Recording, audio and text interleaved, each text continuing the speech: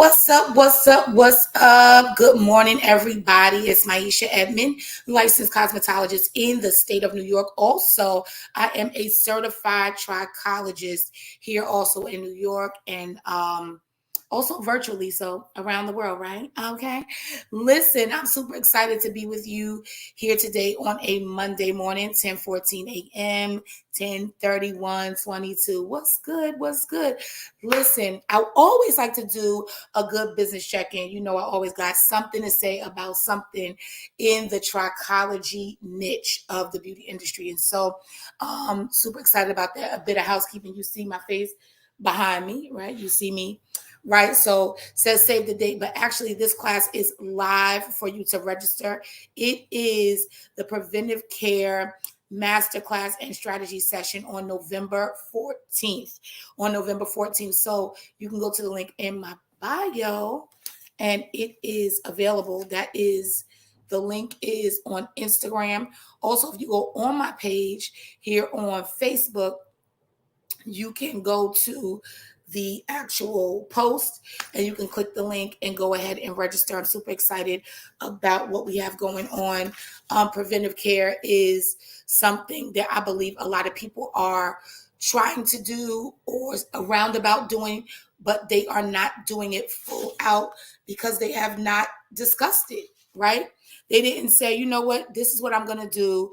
This is how I'm going to approach helping clients before they become the worst. So join me November 14th here in New York is my first in-person class as this Maisha, right?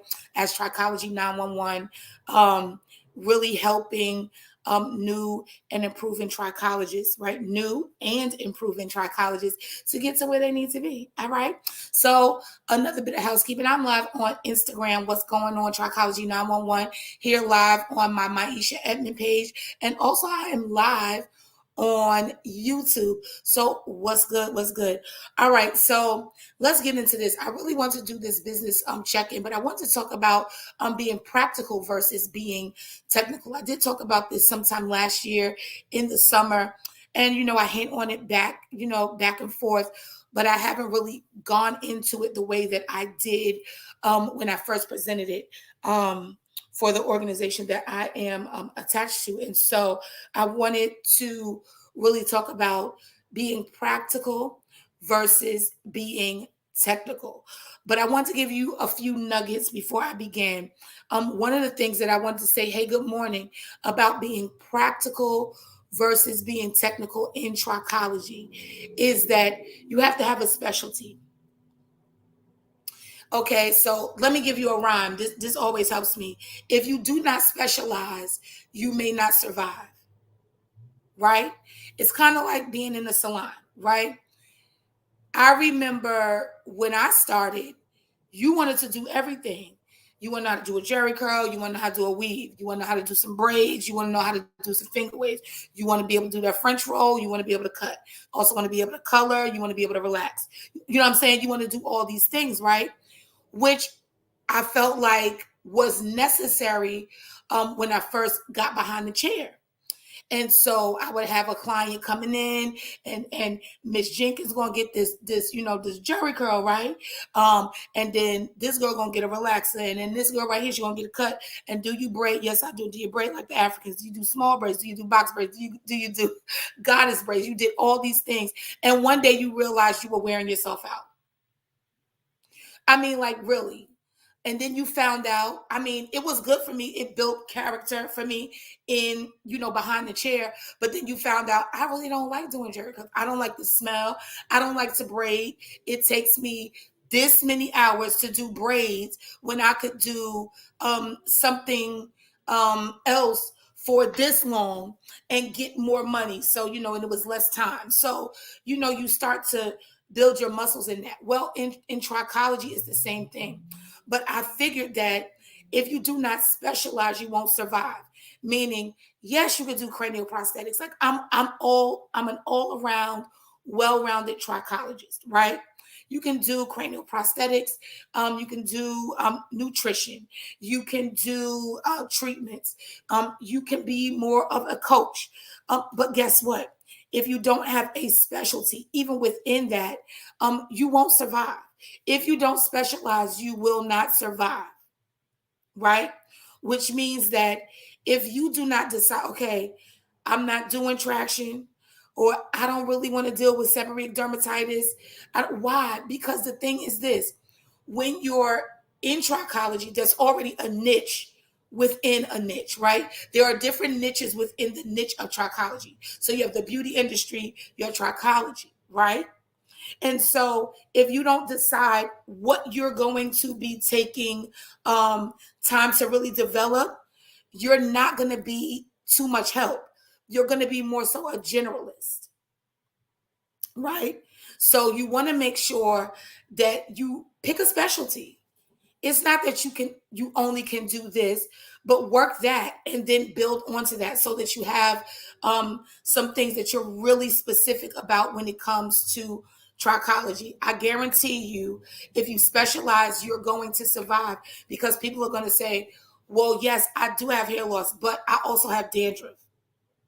And then you understand, because you may have looked at the different types of dandruff and scalp issues that produce dandruff, that you know what, all dandruff is not created equal. And so I need to make sure that I know how to do A, B, C, D, E, right? So those things are going to be very important. So think about this. Even if you're somebody that's transitioning into trichology and you're like, listen, I'm still behind the chair, I'm still, trying to figure out what I want to be, but I'm in classes, or I'm thinking about how I'm going to find a class. You want to find out, what do you do in your current salon that you can make into a specialty in your trichology business? Is there something that you're doing right now? Right? If you are the bomb weaveologist, you're somebody that's like, listen, I do a weave. You don't even know that it's a weave. Listen, I'm out here. I'm doing it. Okay, so now you look at that and you say, okay, so I'm going to do cranial prosthetics. Maybe I'll take insurance. Maybe I'll provide cranial prosthetics for veterans. What are some of the reasons a person would need or desire a cranial prosthetic? Right? So then I'll go into that. I'll pick a few things, and then I will build it up. Right? Thank you, ma'am. I will build it up. So what if I'm seeing clients, and because I was this bomb, weaveologist, and I was killing these weaves in 27 pieces, and so now I'm doing cranial prosthetics, and it's a little more medical and a little more, elite. Now I'm saying, okay, what if the client has no hair? So am I going to create an experience for their scalp? Am I going to create an experience for the hair that's already there? So, really look at what you are doing in your current situation behind the chair in the salon that you can make into a specialty for trichology, as opposed to being like me and running around in circles, trying everything, which helped me in the grand scheme of things. But if I would have honed in on what I really like, I would have not quit seven times before I got to the good stuff, right?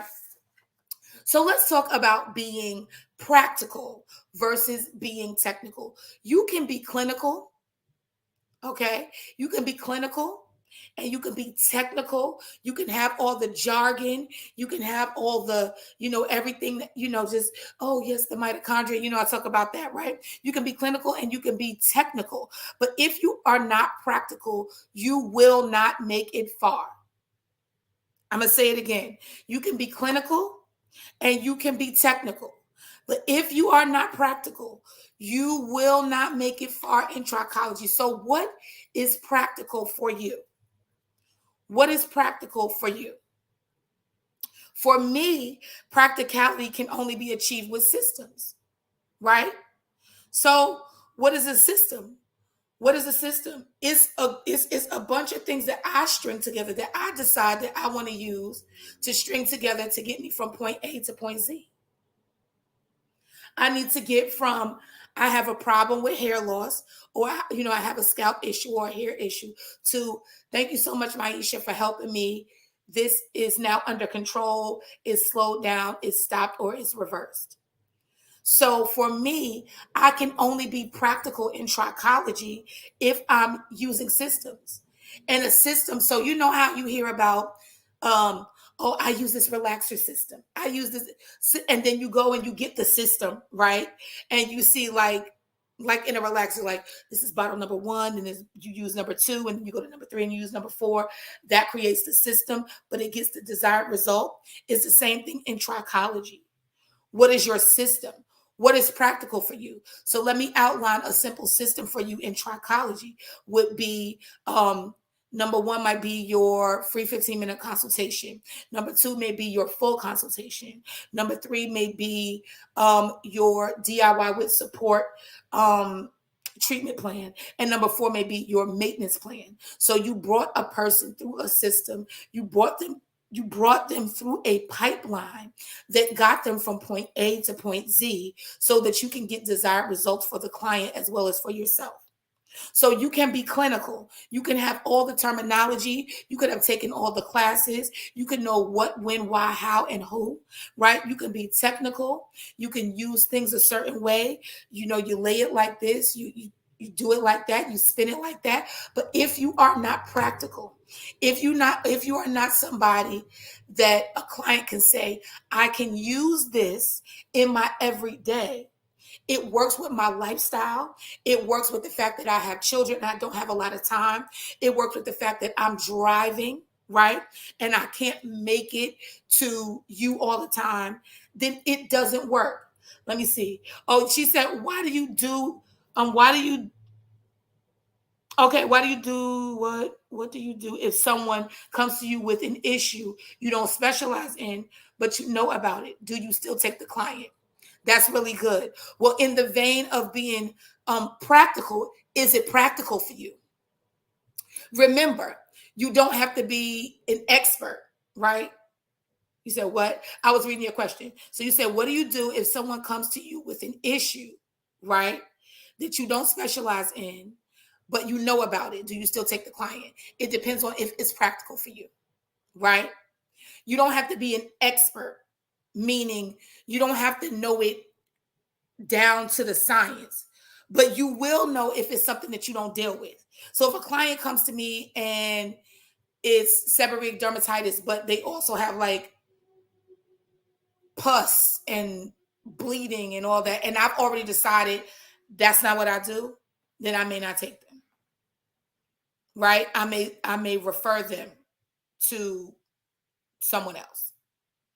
Right? But you can take someone if you don't necessarily specialize, but you have a good handle on it. I feel like by all means, whatever you're willing to address, but you still have to have a specialty. Does that make sense? I hope I'm making sense. Extend your what so I can know what I'm talking about. So for me, practicality can only be achieved with systems. Do you have a system to get the client from point A to point B or point Z? Because for me, right, for me, when you look at systems, it really speaks to how you structured your treatment plan, how you structured your healthy hair care plan, how you structured how you're going to be preventative in this space. Okay, good. Right? So I need to do a consultation with the understanding of the characteristics of the issue that I think I might be addressing. So if I don't specialize in this, if I do a consultation and I have at least, okay, um, if I have a consultation and I don't necessarily deal with this, but I understand characteristics of the issues, general characteristics of certain issues, right? Then I'll say, you know what, this looks like it's going to be this, and I'm not necessarily going to be able to do this. Is it practical for you? I need to be able to complete tasks without tools so that when I get tools, it doesn't become a crutch. Remember, I said this last week. You can be clinical and you can be technical and you can have all the, who's it's and what's it's galore, right?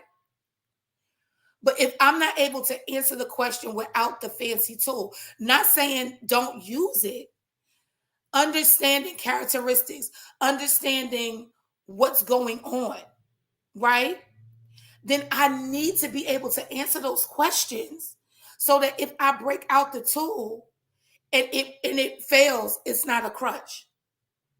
You can be clinical and you can be technical in trichology. I absolutely recommend it. But if you're missing the practical component, you're not going to make it far. Practicality says to me, these are the things that the client has going on. This is what it is. However, their lifestyle is this. It does not mesh. How do I help this client? I know it looks textbook. I know it looks like, oh, I did a case study on this. Or I know, okay, I saw this before. I read this in a book. But her lifestyle changes what it is. Feel me? Right. I can't become intimidated in settings where other people seem smarter or more advanced than me, right? It will make me feel like I need to purchase everything they have and do everything they do and ultimately waste money. It's not practical. Do you know what's impractical? Being intimidated. Feeling like, oh man, I need to buy everything Vanessa has. I need everything that Shawnee has. If I don't buy this, I'm not going to be able to do da da da. See, when you're practical, you understand, okay, I need this. I know you do it like this, but because I know how it works, all I need is this. Because I can get to the same result. It's like if you're still behind a chair and a client comes to you with a picture, and better yet, they come to you with a video from YouTube and they want this style. But in the video, it's kind of showing how the person got to that style. You know how to do the style, but you don't get to the end result that way. And now they upset. They keep looking at the video and looking at what you're doing, looking at the video and looking at what you're doing, looking at the comb you're using and looking at the comb that the girl is using on the video. And they say, you sure you know what you're doing? Because right here, the girl is doing this. And you got to be like, no, trust me, I'm going to get to the same result. You're going to get the style. I just do it like this. This is how I get to it. That's practicality. It's how you get to it. You could be technical and practical. There's some things that's the same across the board.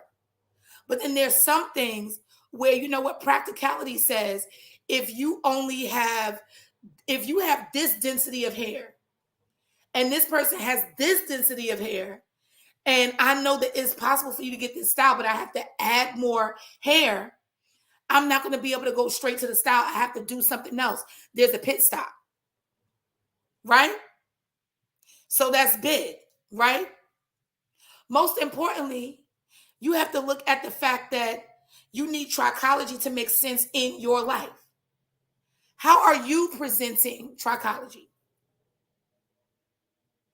What is it? Because remember what I said, that first of all, you have to know the kind of trichologist that you want to be, but trichology in itself is not cookie cutter. There are going to be people that do things that you would never do, but you don't need to do those things, right? How does it make sense for you? When you decide how it makes sense for you, then you can discover how it makes sense for your clients and those clients that are to come. So then it really changes how your message is, right?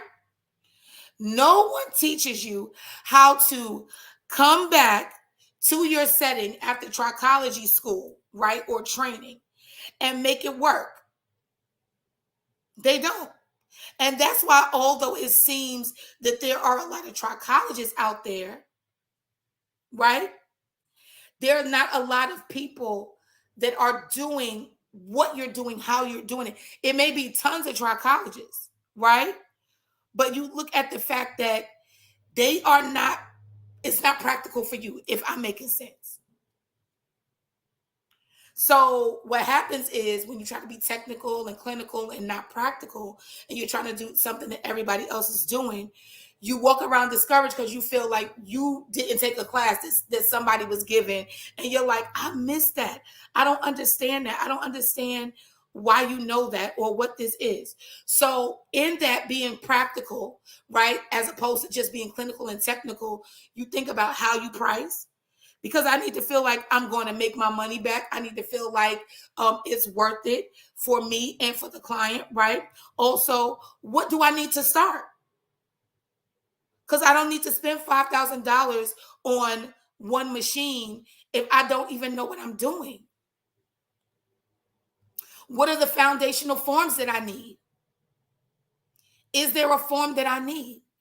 Is it in existence? If it's not, can I create it? We're talking about systems, because at the end of the day, the only way that you're going to be practical is if you have systems. What are three to five basic products that can take me the furthest in my trichology business? What's going to take me the furthest? What are 3 to 5 things that I would need based on ingredient? Based on ingredient. Well, why would I know that? I would know that because I understand the characteristics of the issues that I'm looking at. Hey, Cece. So if I understand the characteristics of the issues that I'm looking at, then I understand the types of ingredients that I need in my clinic. If I understand the types of ingredients I need in my clinic, then when you come to me with an issue that I don't necessarily address, but I'm willing to address it, and I know, you know what, if I'm going to address that, I need these types of ingredients in the products that I use, because that's the only way I'm going to get results for this. Right? Hey, lady.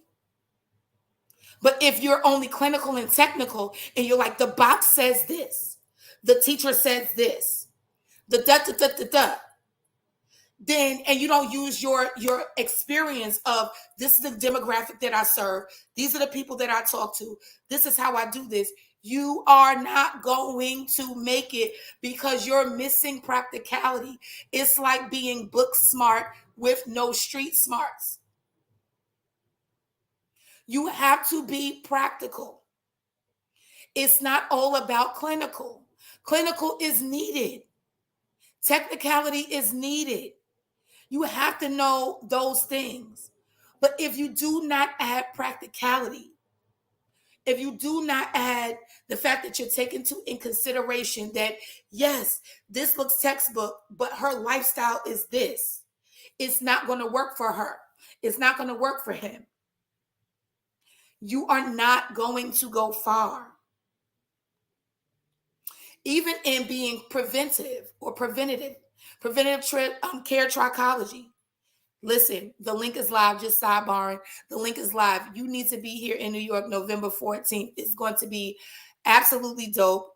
So opulent, very upscale. I got the dopest, most exclusive, cutest hotel on Long Island. I'm so excited. But anyway, so you want to know in you being practical, how do you price? How does practicality play a part in pricing? Is it practical for you? Is it practical for the demographic that you serve?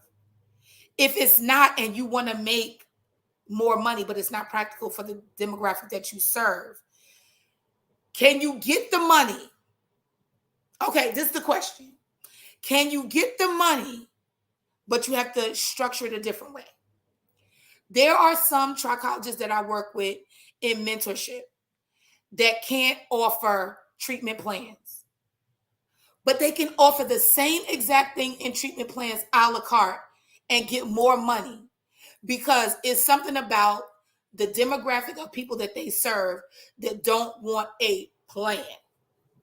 They don't want a package. They don't want a bundle. They want to feel like they at the buffet. I'll take 2 of these, 3 of these, 1 of these, da da da da da. So we had to break down her treatment plan to where they could pick or feel like they were getting things a la carte, even though it was going to get them to the desired result in the end. So practicality playing a big part in pricing in Trichology, yes. What you need to start with, yes. And being practical, why are you buying a $5,000 laser and you don't, with a scope on it, and you don't even know how to use a magnifying glass? You don't even know what you're looking at. What are you using the laser for? All your clients are cranioprosthetic clients with zero hair. What you using the laser for? To do what? What is it for? To promote hair growth. You already determined in consultation that their hair was not going to grow back. They've already expressed the fact that even if their hair grow back, it was going to be too thin. They were not willing to have their scalp showing like that. So they're not looking for that. Why are you buying a $5,000 laser? To say that you got a $5,000 laser? No. It doesn't make sense. It's not practical. What are the foundational forms you need? Be practical. What do you need? I created a form that is, I created a few forms, but I created one form for a treatment plan, how you build out your treatment plan. Why? Because I understood that people were taking 2 or 3 hours, up to 4 days to write a treatment plan. Well, all you had to do is write this in, check this off, write this in, boom. This is what I'm going to be doing for the client. Is it practical? Is it practical for a client to come into your space and fill out a 30-page consultation form? I've seen it.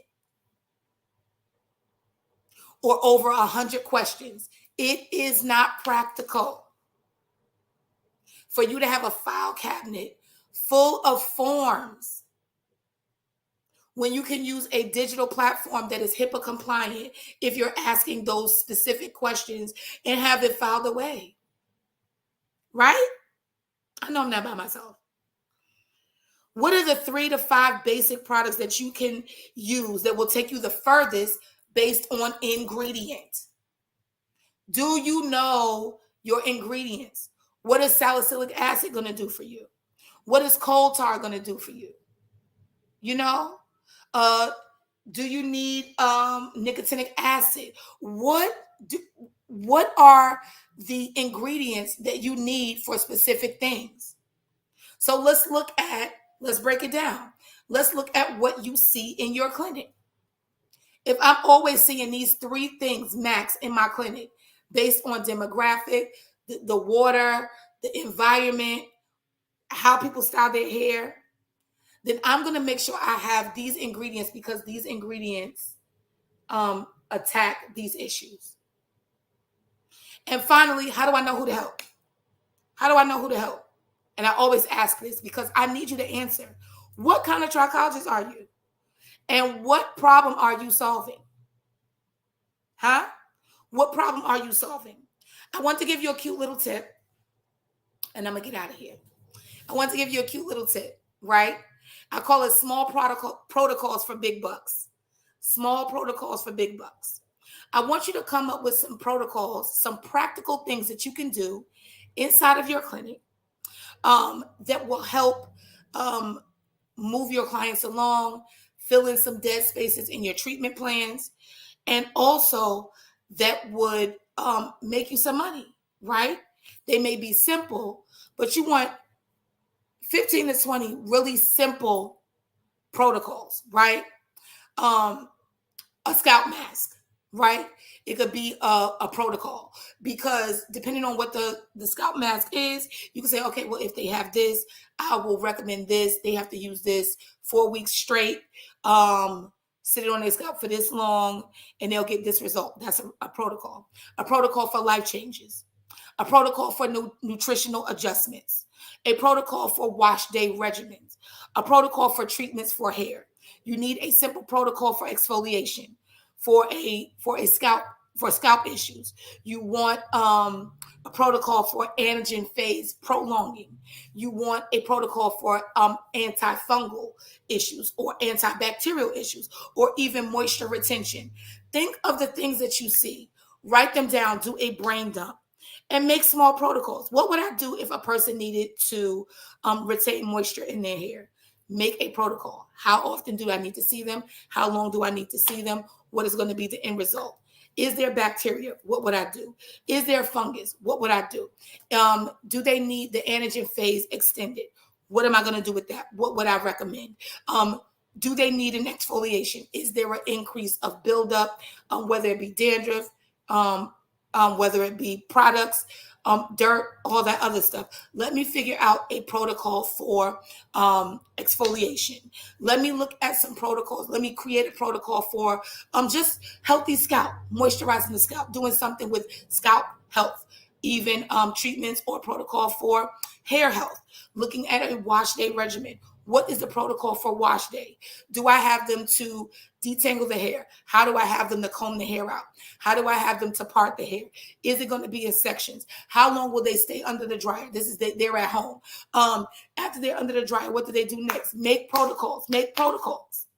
Make protocols. It's going to help you. It's going to help you fill in different holes. And then after that, you just be able to get the money. All right. So I hope I've helped you.